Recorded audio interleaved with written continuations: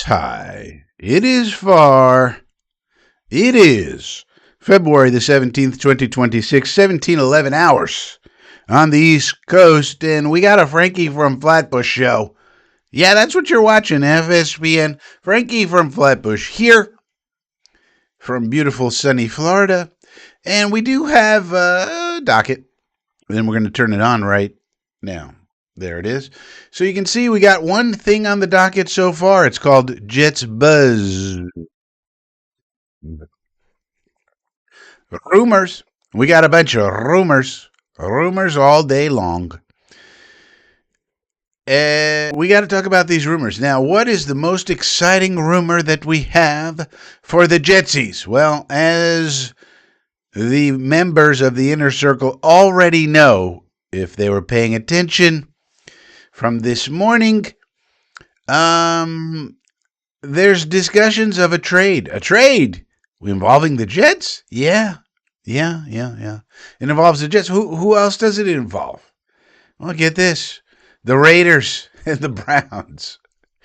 So, apparently, according to FSPN sources, reliable sources, and this you might expect as due diligence, whatever, but apparently the Raiders are not so exclusively sold on Fernando Mendoza that they're not willing at least to listen to trade offers. And the idea here is, as I told you 4 months now, the Raiders' situation is not a good one. Their roster is very depleted of talent. So if you drop a Mendoza or any rookie into that situation, what are the chances that they're going to be any good?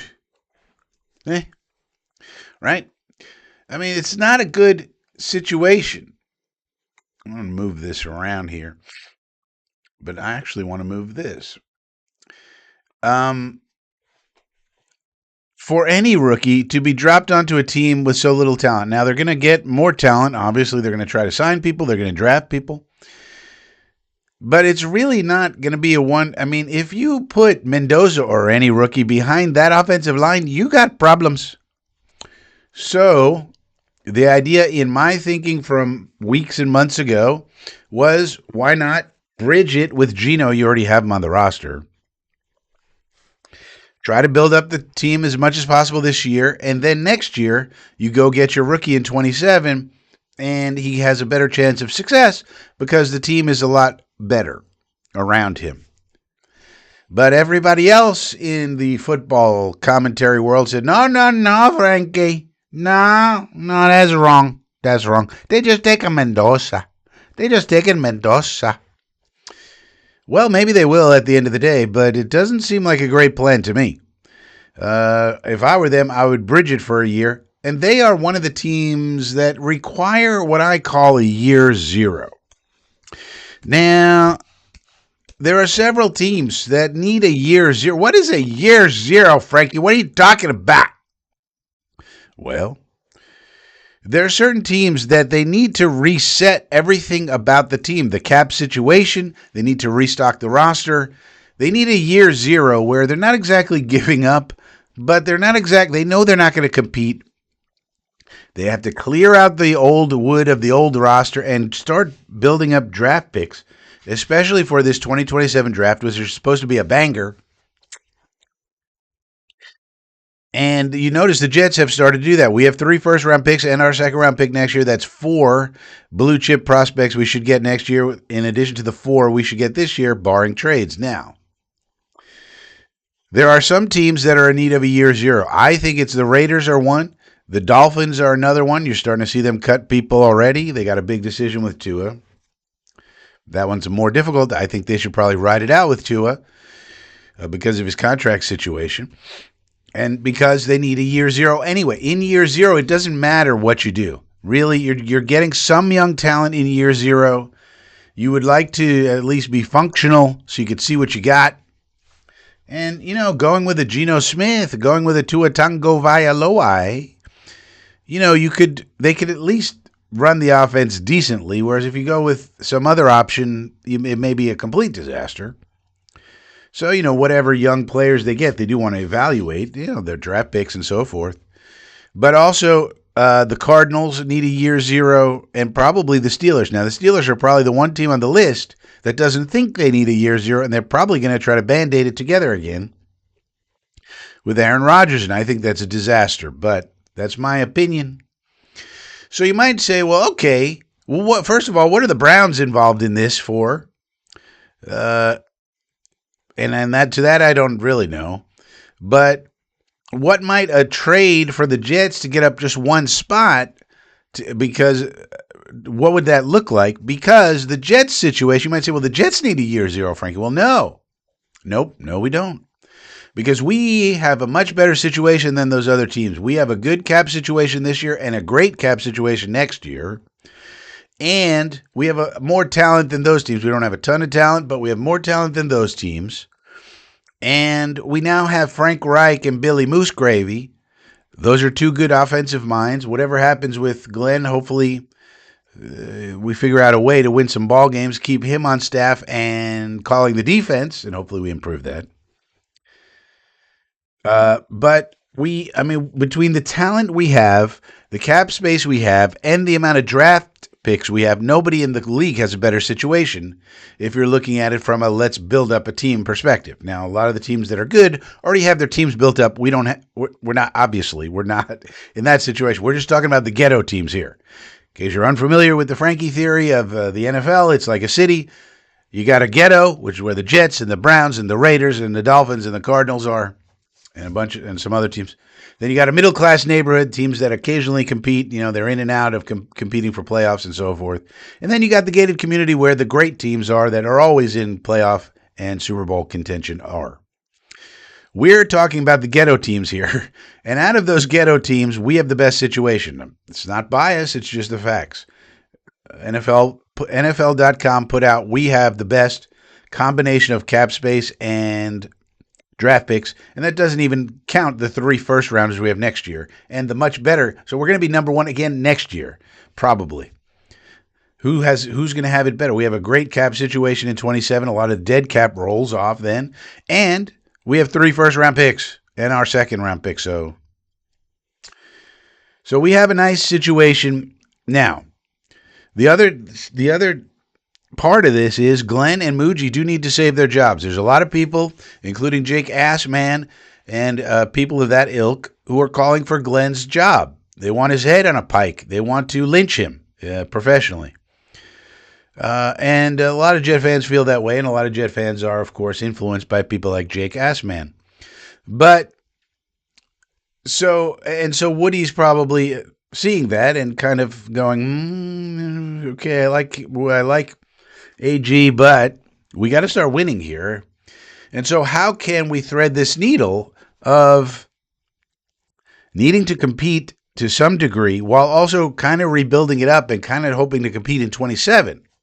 Well, one way is to make a trade and trade for the number 1 pick and go with Fernando Mendoza. The Raiders aren't sold on him, but we are, and that's the key point. I don't know what Muji is, if he grades him out as a superstar, and he's definitely the one we need, then we're going to make this trade. What would the trade look like? I think the trade would look like we get the first overall pick. The Raiders obviously get number 2, and they get number 16, and they get a 2027 first rounder, and they get Will McDonald.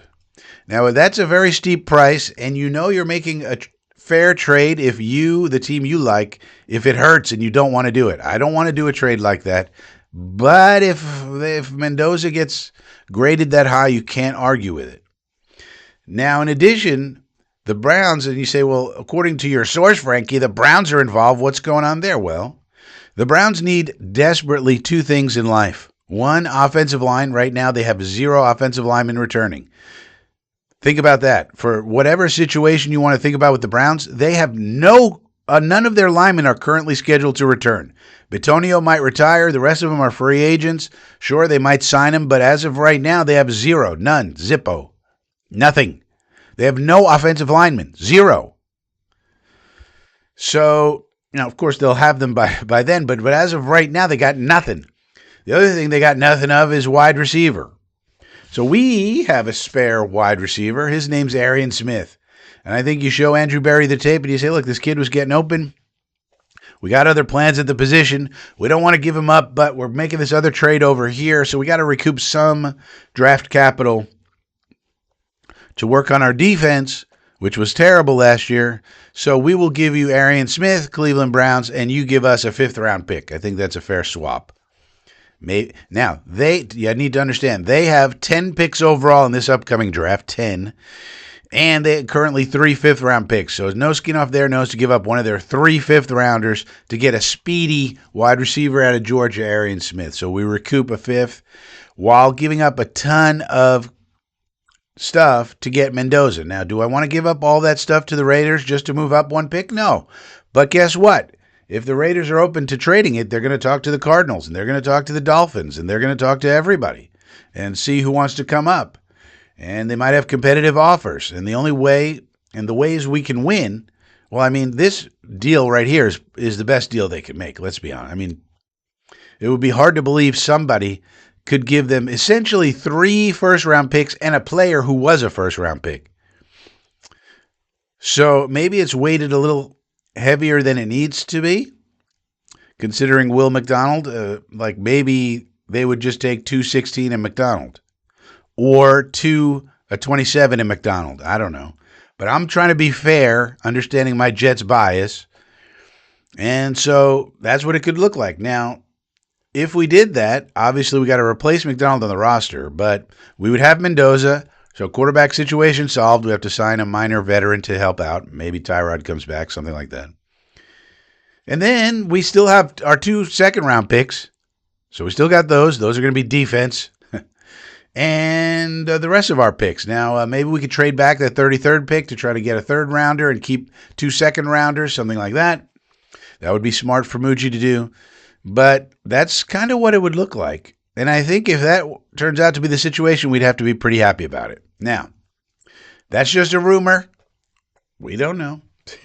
But the idea is these talks will intensify the Combine. The Combine is next week. So the most exciting part of the Combine is actually nothing that happens with the prospects. It's all the talking that goes on amongst the teams. And so we'll have to see about that. But we could start hearing some rumors, more substantial rumors than just one, next week. So that's something to look forward to there. All right, point number 2 on the docket, media sizzle. Bad takes galore. Now, a lot of people in the media have terrible takes. For example, I saw Jake Assman had 2 people on at once. Manish Mehta. What? Why does he have that douchebag on? I don't know. Jake Assman, ladies and gentlemen. And then Nick Fartria. Nick Fartria is stuck on the idea we could get Jacoby Brissett because of Frank Reich used to coach him. Okay, that's true, Frank Reich, but he's property of the Arizona Cardinals. He's not coming here. And they're saying Brissett is going to be their starter. That's what the reporting is. You know, basically bridge year. So they're not going to trade you their bridge quarterback and then have nothing. So, and we really, I think, don't want Brissett anyway. But, you know, if you could get him for a 5th-round pick, I mean, that's not bad. But and then Manish Mehta comes on, and I noticed that all of the things he said on the Jake Assman show were the same things he said in an article 10 years ago that he wrote for the New York Daily News. Does anybody still read the New York Daily News? But anyway, one important thing he did say was about Ira Axelrod. And that's something that's going to be, I'm going to do a full video on that separately. So that was a good point. But some of the other points he made were completely stupid. He got on the Jets for using search firms. Well, I got news for you, Manish. Every team uses search firms. They use a firm called Korn Ferry. They use the 33rd team. They use Sportsology. All the teams do it. So while it's true that Woody is not really a respected owner in league circles, I have no problem believing that. It's not because he uses search firms. So now, why you might want to ask yourself, why is Jake Assman having Manish Mehta on the program? And that's a good question. I don't know. That's the sort of thing that somebody does that would earn me an unsubscribe, but I don't subscribe to the Ass Man. Now, Antoine Staley also gave an interview, and he said a bunch of bullshit. Now, here's an interesting thing about Antoine Staley. He's like a straight down the middle reporter. He'll just tell you the things that are happening. He doesn't speculate too much. And one of the reasons, and so that's a good thing, But when he does speculate, you kind of see, okay, this guy doesn't know anything. Like you said, quarterbacks, they don't get better with age. He doesn't understand that Tom Brady threw for 5,000 yards at age 40 plus. Aaron Rodgers playing well into his 40s. This is a different era, pal. And quarterbacks playing longer and longer. And I think that's a trend that's going to continue. Now, it's true that players in general aren't going to get better as they age, but quarterbacks are different, especially quarterbacks who don't run. If you can play in the pocket, it's mostly a brain game, and your brain does get better with age as long as you're not taking a bunch of concussions. So that's a nuanced thing where Antoine Staley, when he's just reporting the news, he's fine. And he often doesn't speculate. But when he goes on somebody's program, then he has to speculate because that's what he's there to do. So when he's in speculation mode, take the opinions, throw them in the garbage. No problems. And then Daniel Jeremiah put out a mock draft where the Jets take Vega from Penn State, the guard, at 16. Now, Daniel Jeremiah was a friend of Joe Douglas, and so at that time when he would do mock drafts, he would obviously get information from Joe. And therefore, very accurate, very respectable opinions. Now that Joe's gone, he thinks we're going to take our fourth offensive lineman within the first 2 rounds. Remember, Olu was a first-round pick, Membu first-round pick, Tippmann second-round pick. So now we're going to take another first-round pick offensive lineman? No, DJ. Sorry, Mr. Jeremiah. Now, I don't blame these nationals and casuals too much when they don't know shit about the Jets because how much is Daniel Jeremiah going to pay attention to the Jets now? He's also a dumb idiot because here's something else he said. And yes, I'm going to keep banging on these media people when they do stupid stuff because nobody else holds them accountable except Frankie on FSPN. I'm the only one. So, subscribe to the fucking channel because we're the only one who's going to bring these things up. Daniel Jeremiah. Zach Wilson is a perfect fit for Mike LaFleur's offense. Daniel Jeremiah, 2 years later to Rich Eisen. Rich Eisen, why isn't it working out with Zach Wilson? Why did they even pick him if he's not a fit? Because he said he's not really a fit 2 years later. And Daniel Jeremiah said, I have no idea why they picked him. Daniel Jeremiah, pre-draft, Zach Wilson is the perfect fit for Mike LaFleur's Jets offense. Daniel Jeremiah, after it starts not working 2 years later, I have no idea why the Jets picked Zach Wilson. These are quotes out of his mouth. Frankie remembers. So a lot of these people are just jokers, and it takes a lot of filtering. We talked about this on Coffee with Frankie on Sunday, 10 a.m. Subscribe if you want to participate in Coffee with Frankie or any of the live streams. We also usually go live on Friday night and do a little hang, Friday night hang. And if you want to participate in those, subscribe to the channel. It's free. Hit the little subscribe button. But I'm the only one, apparently, who will call these people on their bullshit. And there's a lot of bullshit that goes on.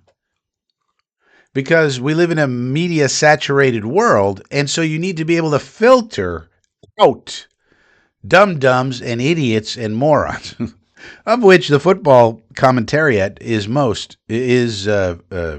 populated with because, a lot of these people played football, which means they spent their life banging their skull into other men's skulls. So, probably a little brain damaged. So, yeah, DJ, we're not taking Vega. Now, I like that kid Vega from Penn State. Love him. Think he's going to be great. But he not for the Jets. Sorry. We got too many other things to take care of, Mr. Jeremiah. All right. What else we got? Late breaking news. Perusing the wires. We got to peruse the wires. We do have some late breaking news. It's been reported now that Mike Evans, the great wide receiver for the Tampa Bay Buccaneers, Mike Evans will return for the 2026 season. And he will, according to Kimberly A. Martin, explore his free agency options. Now, is he an option for the Jets? No, no, no, no, no. Nope. But what he is another option on the market for teams. Yeah, he might go back to the Bucks. Who knows? Maybe he goes to the Ravens. Who knows? That's a nice spot. But for teams who want a wide receiver, he could fill the bill. And that means there's one less team competing for the people we want, which is, Romy the Homie or Wan'Dale Robinson, those types. So there's that. That's breaking news. Another wide receiver on the market. There's a lot of news about guys who could be cut, and the free agent market could get a lot more populated with people as teams try to work on their cap space. There's news about Joel Bitonio moving his void date in his contract. He's mulling a retirement. If he retires and the Browns don't sign any of their people, like I said, they have nobody. Isaiah Likely and the Ravens, no progress on an extension, so it looks like he will be moving on. Could be going to, I could see him going to New England, for example. Tyler Algier, looks like the Falcons are going to let Tyler Algier get to the market, so that's another running back in the mix there, in case we lose Brees, which I hope we don't. What's the other piece of news?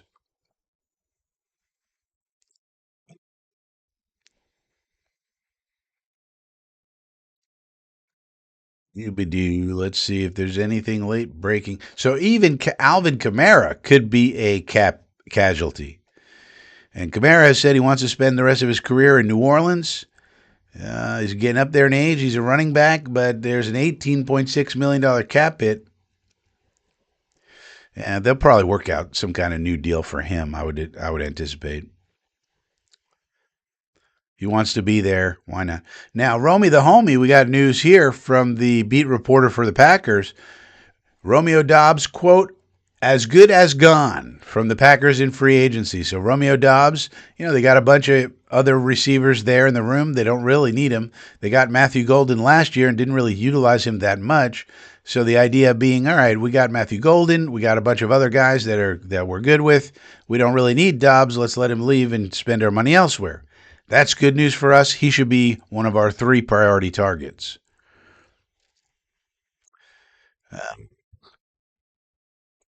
Anything else? Now, so I think that's about it. So no other Jet-specific news. Oh, here's something that just came out. Wide receiver Robert Woods announced his retirement. No surprise. Woods up there in age. He's been kind of hanging on. Robert Woods, fare thee well, sir, in retirement. See if there's anything else on the wires here.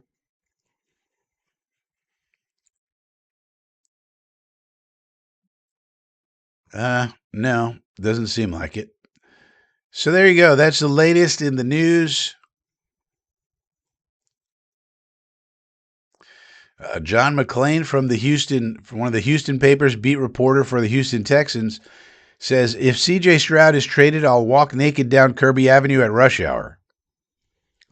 So any of you hoping for a C.J. Stroud trade, John McClain is saying, and very well-respected reporter John McClain saying, no, that's not happening, which I could have also told you. Look, let's just hope. Look, man, let's hope that the logic of old Frankie matches up with what the Raiders are thinking in terms of, look, this is a multi-year process to build up the roster for the Raiders. Do we really want to put a rookie who's especially not a generational one, or thought of that way right now, Mendoza, into this situation? Or do we want to bridge it for 1 year, and that would include probably trading Max Crosby and get as much capital as we can and just load up in 27? I think that would probably be the best scenario. You draft a Mendoza, you sign a Mariota to be the backup, and you tell Mariota, look, you got a better chance here than you do with Jaden Daniels in Washington of playing, because we're getting a rookie. We don't know if he's going to be ready. What you tell Mariota is, look, we'll let you compete for it. That way, And you stay true to your word. He has to compete. Mendoza would have to win the job. You anticipate that he would, but you let him battle it out, and then you make a determination. And the worst thing that happens, Mariota is the backup. He's fine for a backup. He's actually excellent as a backup. And then you got the quarterback of the future, and that could actually get people excited back on the positivity train here, which is also part of this. And then hopefully it works out. Then it's cross your fingers time, because it's rookie time. It's like, let's hope this kid can do it. But that would probably be the best scenario for everybody involved. It makes sense for the Raiders. It makes sense for us. You don't have to go through this agonizing period of, is it Derek Carr, is it Kirk Cousins? What about his age? What about this? What about that? What about... But then again, I think that the Raider fans are pretty much have their hearts set on Mendoza. So that would be pretty shocking in that regard. And how much balls does Brady and Kubiak and Mark Davis have to basically tell the fan base, wait one more year, and then we'll go get him? Yeah, it's a little tricky. All right, well, if you have any comments, don't leave them down below, because there are no comments on FSPN. We have a new comment policy, which is no comments. What we do is we have live streams once or twice a week. So subscribe to the channel by clicking the subscribe button down below, and you can participate in those live streams and comment live. So you can save any comments you have, questions, comments, complaints. Save them for the live stream, and then we'll talk about them. Nobody ever benefited from comments below a video. No one cares about that. But if you bring it up in a live setting, we could have a chat about it. I can ask you follow-up questions and all sorts of things. So that's the way we do it here on FSPN. Click the subscribe button down below, or click the join button to join the Inner Circle. $2 a month. You get exclusive stuff. Just ask anybody who's in there. It's fabulous, all the things that you get for being a member. Membership has its privileges.